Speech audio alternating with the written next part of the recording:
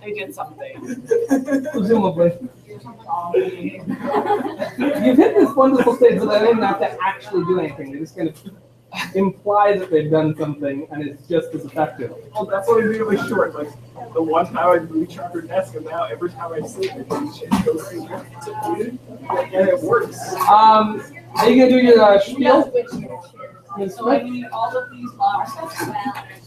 That's total kids. It's just really And you keep them neat, boys. Yeah. You keep them Don't real drop neat. them because they're full of little pieces that will roll away. Thank you. Careful, Riley. Yeah, down the bottom of that box because it's gonna. Yeah, put. No. You can only teach so much. Riley, that box falls apart, and I will have Emily Morrison beat you up. So you know if you're wondering. I mean it. Okay. So, chem test. 40 multiple choice, May 12th. Easy to hard, organic equilibrium kinetic. I don't know that you're selling this. Does not, okay. Well, actually, I don't think it's as hard as sailing here. I think I was having a hustle in the other class. I know you really gave up for this class. You're like, I'm test, it's 40 multiple choice. Okay. I'm signing you all A up. lot of the questions are hard, some of them are less hard.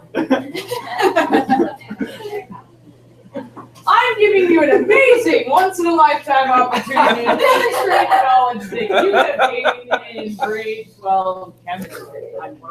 Thank you. All right. That was good. That was good. There we go. So, it is 40 multiple choice. It will take you an hour. It does not affect your. Is he like filming the back of my head? Yeah. Revenge is sweet, Smith. Are you gonna blow it up like I did that time? Yeah. So last year he had Sutherland, and he had filmed himself watching himself film himself. Like I recorded a video, but I didn't realize it. But like my webcam was in the bottom right So corner. I took this and blew it up on the screen so that And it's all me, like- see his lesson at all. All they could see was him talking to his computer screen. Yeah. Anyway. Awesome. So no, it is only 1 hour out of your day. It's May 12th. And we can work it out so that it takes your extra period, if that would make you feel better. And then you won't be missing class, although by May 12th, if you apply to university, your stuff is gone. So, 1 hour out of your day won't kill you. But the biggest part of it is that if you are applying to post-secondary, especially you get to put it on your resume or your application. Oh, really? However, they don't count because they're the school. So it's a good experience that will not hurt you down the Part of road. the But there help are desk? awards actually that you do well. Right? So it's a great experience. Okay. You want to hand it back in? I wrote down. All right, Perfect. Kyle. I'm going to remove that from this broadcast. It's a 10-minute test. No, it's okay. But yeah, so that's send it to Barb. Perfect. And then I'm going to write that down. I feel like other than that, I what's going think on the there others with are that. good. One has an iTunes issue. So you can take a look at that. Okay. Other than that, dropping on. Thank you so much. That's great. You spelled Steven's name wrong. What? Feel bad. Feel real bad. Okay, let's relax. Liz?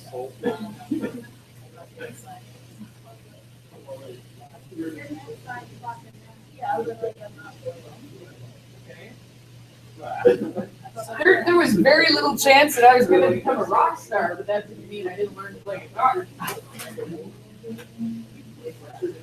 Here.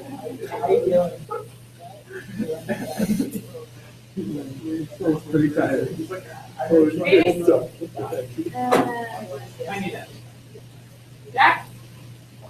Luke? What? You are not his father.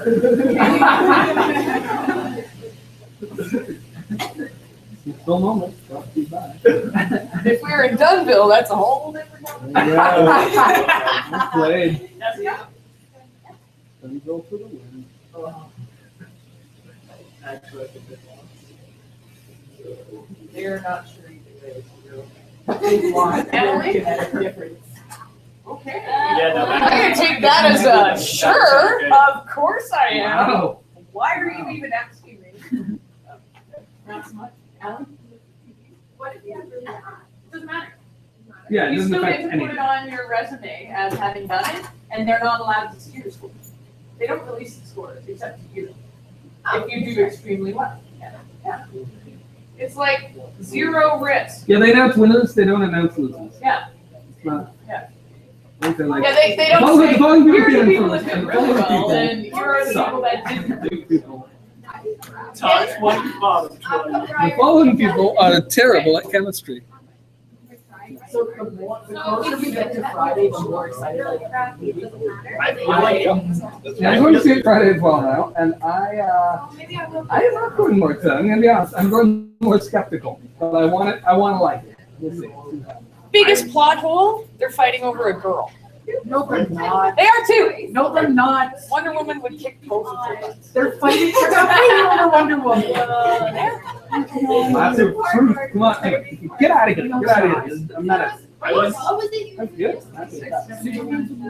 they made a group decision and I got the Technically, this is not canonical anyway because in canon they've only fought under like the most bizarre of circumstances. This is Yeah, I was out of gonna the say, Frank- like, it's some sort This of is out of the Vulcan mind Frank trick. Miller universe, and I love Frank Miller. That is not canon. Anyway, okay. I didn't want to go. I got overruled. Oh, it'll be fun. Okay, 3 things. Thing the first. No. This is my turn to be the center of attention. Thank you. So, thing the first.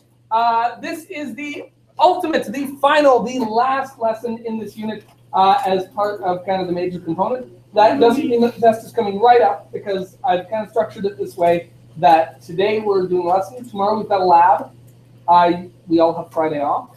Huzzah! We all have Monday off. Huzzah! Tuesday you're back. Tuesday will be a day where we start the review process. You'll get a review package. I will also be assigning you the next lab there. So the lab after this one will be the synthesis of acetylsalicylic acid, aspirin. Are we going to make your own aspirin? Are we going to eat our own aspirin? Yes. We are not. You're welcome to. The rest of us, no. I will Yeah. to see Hopefully, all things being equal, today I'm stuck here. I mean, not stuck here. I like it here. But today I am here until parent teacher interview. So I'm hoping to get all, or at least most, of the Reach Ahead lessons online. Likely, I will get none online because I will find something shiny and be shockingly distracted by it. But so thing one is this is the last unit in this, or the last course lesson in this unit, and the test should be. I was going to do it at the end of next week, but you guys are also gone Thursday of next week, are you not?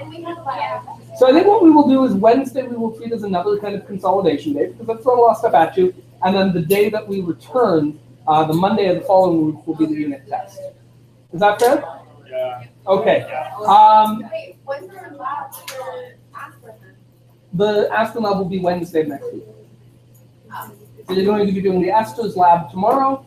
We'll be doing the Aspirin lab Wednesday of next week. Sorry? You meant Friday. I meant Friday. I'm sorry. Oh, okay. Oh, yeah. Tuesday, Wednesday, Friday. Tuesday, Wednesday, Friday. I'm not. I That's a got great on week. Tuesday, Wednesday. What was thing number 3? You're right.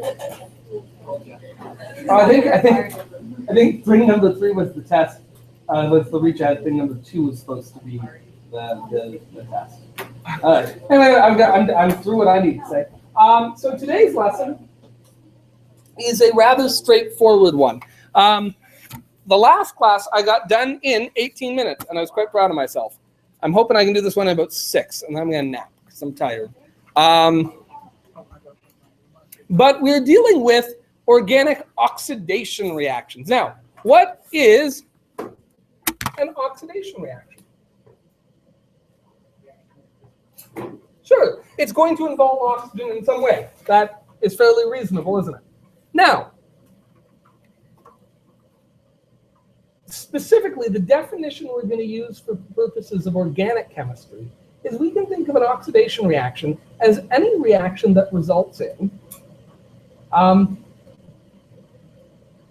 the carbon chain, or a specific carbon on the carbon chain, making more bonds to oxygen. making new bonds to oxygen. And there's two ways we can do that. What are the two ways we can make more bonds to oxygen? Sure, so we can add on an oxygen. We're not dealing with alkenes here, so it won't actually be addition, but it could be a type of, if we're dealing with alkanes, a type of substitution, right? We could remove a hydrogen and stick on a hydroxide, and that would work. How else could we make more bonds to oxygen? Yeah, we could create a double bond. So where there is already a single bond to oxygen, we can make an oxidation reaction that turns that into a double bond. Could it also be like a reaction with another molecule because then they would both gain oxygen? We've gone through those types of reactions. We just went through the esterification, the etherification reactions, which do work that way, but we don't classify those as oxidation reactions. They're absolutely reactions that can happen, for sure. We don't classify them as oxidation reactions. Does that make sense? Good. Now, if we want to deal with things that already have a single bond to oxygen that we could potentially turn into a double bond to oxygen, what type of compounds already have a single bond to oxygen? What functional group gives us that already? Alcohol. Yeah, hydroxy would be the group itself, and we classify those as alcohols. So today we're going to talk about the oxidation of alcohols. And this should say these, or they, something like that. Don't mind me, just fixing my pen. Don't judge me.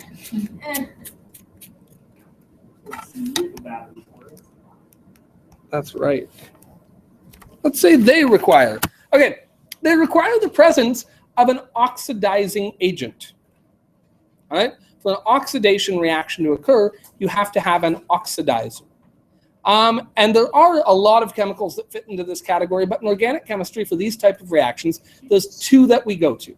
Two major oxidizing agents we use. The first is potassium permanganate, and it has a chemical formula, which of course you know, of KMNO4. Yeah. Yeah, and the other thing you dream about, of course, is potassium dichromate, K2CR2O7. I know, I'm like that. I'm like that. All I know is the one has mango. Mango. Dear God. Idiot, oh my God. Yeah. Anyway, you're really not an idiot, but you have your moments. Okay, so. That's not gonna remember. One has the mangan. It's manga. Okay, we're all getting stupider just by the seconds. Let's just stop, because I don't have far to go. I'm at about peak stupidity. Einstein said that there's two things that are infinite in the universe itself and human stupidity, and he wasn't sure about the universe itself. Anyway. And you just use the word stupider, which... Tell me what isn't a word. Listen, what is language but the communication of ideas? Did you understand what I was saying? Yes. Oh, well, then, I feel good. This way, all words were made up at some point. There you go. Yeah. Right? No, not a word.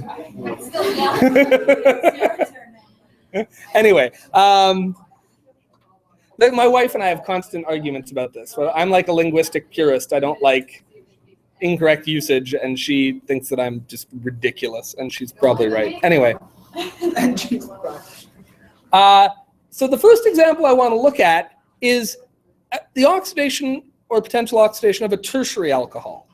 So what's a tertiary alcohol?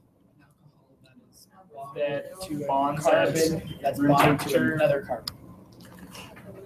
What about room temperature?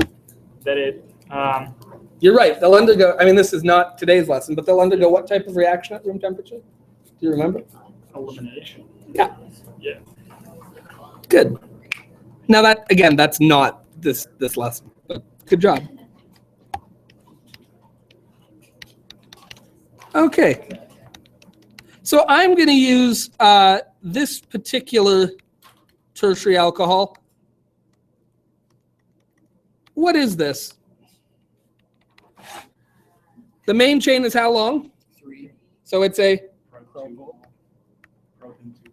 Propan 2-ol, but of course it has Methyl. a methylon Two. 2. So this is 2-methylpropan 2-ol. Okay. And we're going to, that's an enormous arrow, but that's okay. We're going to react. Now again, for an oxidation reaction to occur, what do I have to have?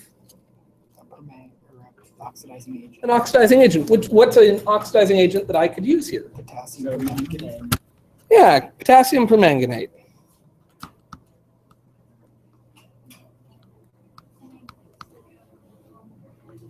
And like that song. Permanganate. Okay, shh. Now, listen. Let's take our time here.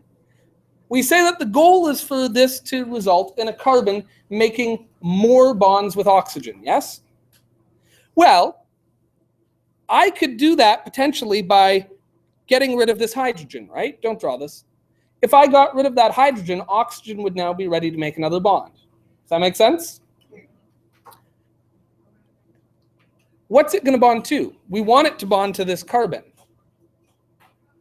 Does anyone see a problem? It's already making 4 bonds. And well, it's easy to kick off a hydrogen. Is it easy to break a carbon-carbon bond?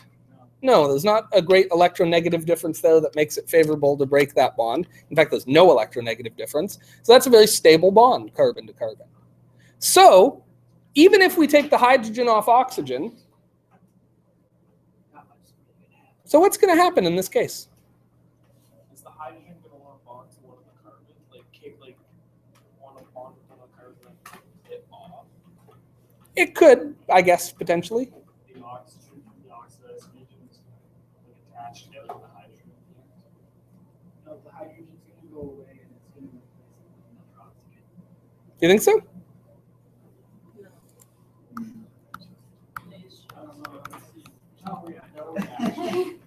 Yeah, nothing. Nothing's going to happen. Even if we take that hydrogen off, and you're right, the oxidizing agent's tendency is to remove that hydrogen. You're completely right. But that oxygen has nothing to bond to but that hydrogen again. So even if it's removed, it's going to end up right back where it started. Yeah. So for when we're actually writing out the reaction, if we just put oxidizing agent instead of writing, you will sometimes see it done this way, where they put an O in square brackets. I will certainly provide you with examples. If you were writing out a reaction, if you said oxidizing agent, if I said specifically what chemical needs to be present, I wouldn't accept it. But if it were just what would the reaction be and you wrote oxidizing agent, I would allow that. But I would prefer that you say potassium permanganate or potassium dichromate. And one of the two is more than sufficient. You don't need to put both. When a reaction occurs, will the agent change? No. So it's going to remain the same. In this case, it is a catalyst. It's catalyzing the reaction, but it's not being used itself. Now, in this case, the reaction couldn't happen because even though we can make oxygen ready to make another bond to carbon, this carbon isn't prepared to make another bond. Does that make sense? All right. Let's look at a secondary alcohol. And I want to stick with 3 carbon chains. So I'll stick with a propanol of some type. On what carbon would I have to put the alcohol if we're making a secondary alcohol? On the inside, on a terminal. On a terminal carbon? No, it would be the middle carbon. On the middle carbon? Okay. Yeah, because primary is on the terminal. I hope you're happy. My pen was so unhappy with your answer, it decided to stop working. I'm pretty happy. Again. Okay. This lesson might end with me throwing my tablet across the room and sulking for 40 minutes. I'll just turn the lights out and complain.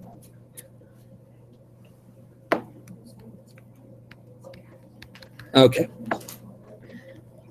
And obviously we have hydrogens all about here. And now this middle carbon will also have another hydrogen. Good. And what would this be called? Somebody said it. What is it? Propan 2-ol. Yeah, you got to give me the location, right? I have to know. And to oxidize it, what am I going to need to have present? Yeah, what would one be? KMNO4. Good. Potassium permanganate. All right, and what I want to show you is that, let's pick a fun color. That's a fun color.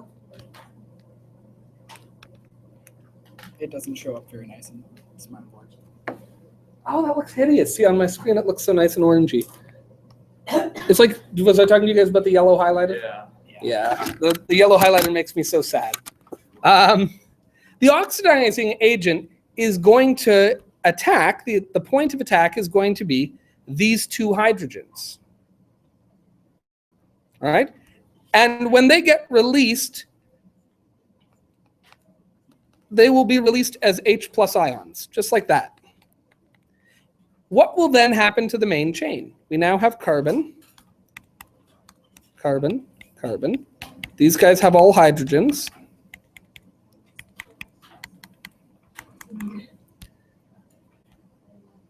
And there's a bond to oxygen here, but now that carbon needs to make an additional bond and the oxygen needs to make an additional bond. So what's likely to happen? It's going to make a double bond. What is this? I hear aldehyde, I hear ketone. I want you two to fight. Arm wrestle. Winner gets to name it. Oh. Okay. Well, I was hoping you'd fight, but okay. So what's this thing going to be called?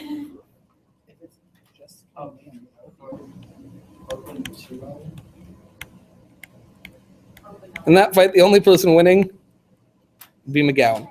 Yeah, now in this case, do I need to call it propan-2-one? No, because it can only go in one place. I would probably mark you right if you put propan-2-one because I made the same mistake. But the truth is we don't need to say, in this one case, because there's only one middle carbon, right?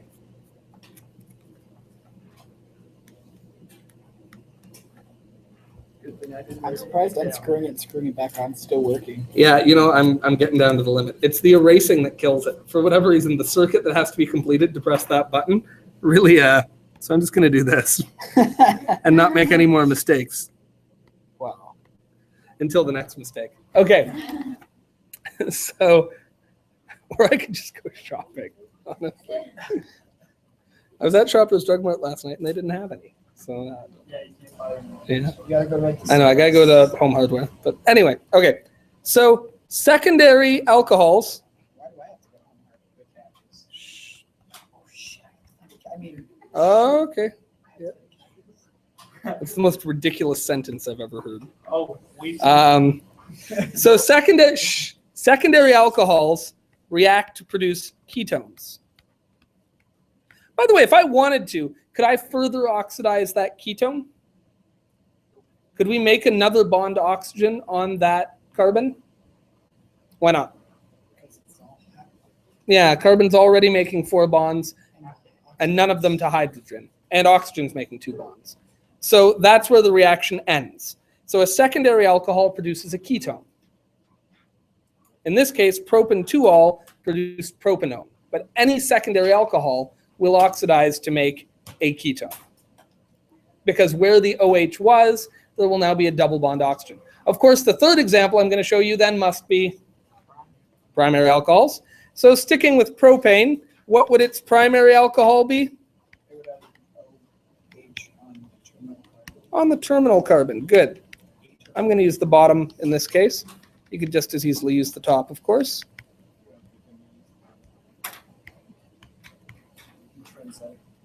All right, and again, if we are going to react it, what am I going to need?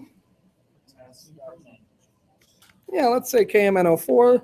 You could, of course, just as easily put K2CR207. Both of those are perfectly legitimate. It does, doesn't it?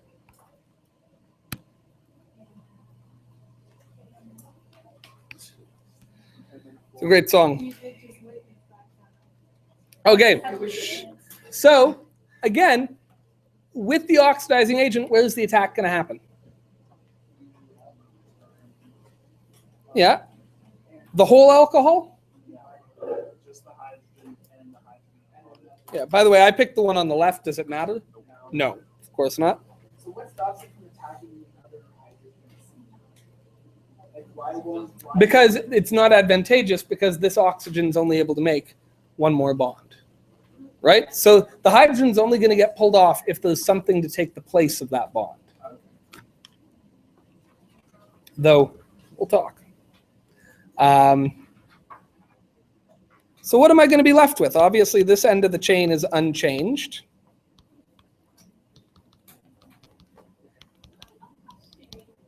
That wasn't a pun, that was just a word. Relax.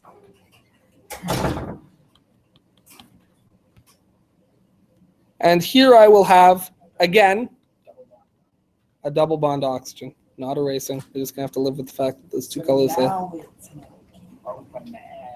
Good. And what is this now? So this would have been, what's the name of this alcohol?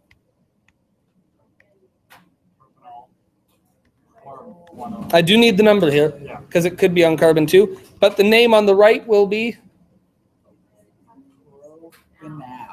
Propanal. Take me to Western New York. Propanal. All right, and what else will be present here? H plus ions. Yeah, those H plus ions. The H's have to go somewhere. So keep in mind, what is happening to the pH of this solution as this reaction happens? It is going to pH will increase? decrease. Decrease, right? The pH will go down because it will become more acidic, right? We calculate pH by taking the negative log of the concentration of H plus ions. Yeah. To each other? Because they don't have any electrons. So in the presence of the oxidizing agent, the reaction happens such that the hydrogens are kicked out, but the electrons remain behind. And so two hydrogens without an electron can't form a bond with one another. So these are literally just protons floating about. Now what they will do, and we'll talk about this later in the course, is they actually stick to water. And you end up with something called H3O+. You don't need to worry about that right now. But I'm not erasing it because I'm just going to go like this. But so they stick to water to become stable, but without an electron, they can't stick to each other because they're both positively charged, so they're not attracted to one another. They're repelled. Is that what makes heavy water? No, heavy water is made with the deuterium or the tritium isotope of hydrogen. So it's actually hydrogen with a mass of 2 or hydrogen with a mass of 3. Yeah. Would you put like that? No, I mean, if you were writing it out properly, you'd just put plus 2H plus. You know what I mean? Like you'd just say plus 2H plus, just like that. I'm just showing you where they came from. Well, yes. Hey. I'm not going out and drinking heavy water. No, we don't drink heavy water. No. Okay. Shh. Okay. Now, let me ask you this question. We said that the ketone here couldn't be further oxidized because that carbon's making 4 bonds, 2 to oxygen, 2 to other carbons. No bonds that are going to break. What about this aldehyde? There's a hydrogen that we could potentially kick off. But of course, we'd have to have something to put there, right? So we can actually further oxidize an aldehyde. So I'm going to take this same aldehyde, the product of the last reaction, propanal. Don't be angry at me. I'm not angry at you. Wasn't him that invented this or discovered this? Yeah, I neither invented nor discovered chemistry. You just learned something about it along the way. Very little, really. Well, considering 90% of everything we've learned has been lost, as it wasn't written down. Yes, yeah, I reject that, but that's a different discussion. Okay, now to do this oxidation, what are we going to have? Water, which we have here. What do we always need? An oxidizing agent. Now remember, the oxidizing agent doesn't provide the oxygen itself. It is a catalyst. It's a site where the reaction happens. But to put an oxygen on here where there isn't one already, we're going to need an oxygen source. What's a good, readily available oxygen source? Water. Water. So in this case, the oxidizing agent is going to have to attack 2 things. What 2 things? This hydrogen here, And then the hydrogen. and let's say this hydrogen here. I did that so neatly. And it will remove this hydrogen from the propanal. It will remove this other hydrogen from the water. And what will end up bonding? The OH. The OH will end up on the carbon chain. Good.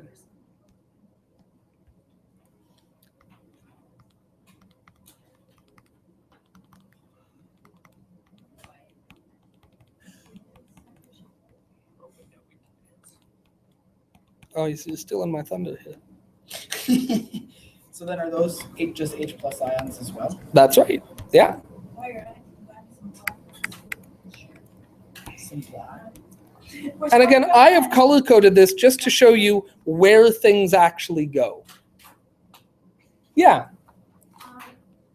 Would the hydrogen off of the aldehyde ever just leave? Or is it more favorable for would it be ever Oh, attracted to the it would never oxygen? leave unless something else were there to replace it. You can't have triple bond oxygen. No, because oxygen can't make an expanded Oh, octet. that's- For those of you who did the reach ahead lessons, you can go beyond the number of bonds you're supposed to make by having a formal charge. But in oxygen's case, that's pretty unfavorable. It tends to happen only with things in period 4 or lower on the periodic table, because they're able to do the expanded octet that we learned about in that section. So oxygen's not going to typically make triple bond. In fact, ever. I don't want to make that statement because I don't know that that's true, but it certainly won't typically make triple bonds. Yeah. Yeah. The third regional lesson doesn't have any. Does it still not? I'm a degenerate. That's the first thing I'll do this afternoon. Probably not also. Likely not. Thank you for reminding me of that, because it had long since left my. Oh, here's the lesson. No, I appreciate that. Thank you. I'll get that up there. I get paid for this, just so you know, if you're wondering, like, this is what a professional teacher doesn't look like. What's this thing called? We started with propanal. And this is, now it has a double bond to O and an OH, so it is a carboxylic acid. And so it will be called propanoic acid. Good. And then I just wanted to show you carboxylic. So I wanted to just show you quickly just a little chart that, not even a chart, I guess, but just a little sort of diagram that shows these. So if you have a tertiary alcohol,